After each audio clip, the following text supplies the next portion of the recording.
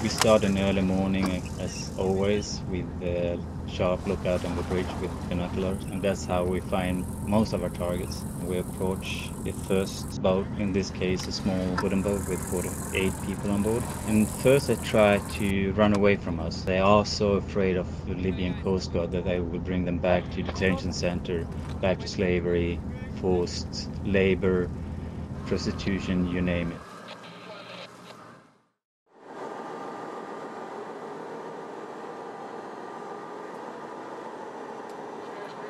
And we spotted a small rubber dinghy, this time with 61 person on board, so it was overcrowded.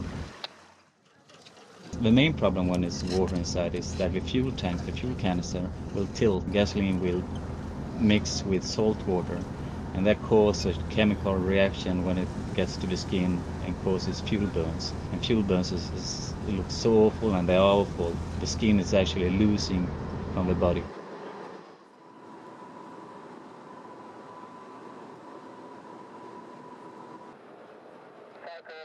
One of the SAR team members spotted a blue rubber dinghy just a few nautical miles from us.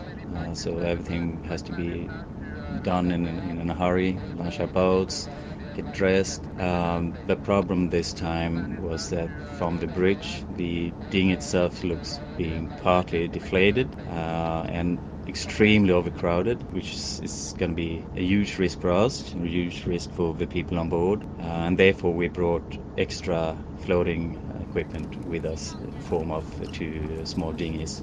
And it was a strong smell of fuel, of course, when there's so many people and of water on board, which causes fuel burns, which were mentioned earlier. Which actually means when you grab somebody's hand to help them on board, and after you let them go, you still have that person's skin in your hand.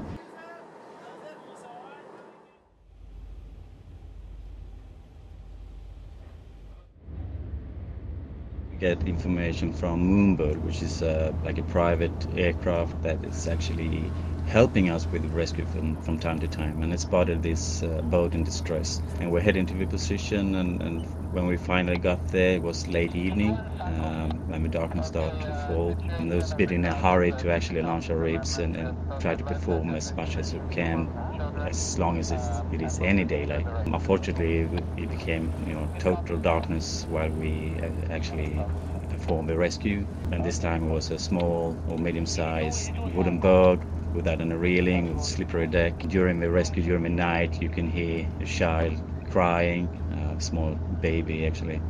Everything went fine. We brought them back to safety on board Ocean Viking.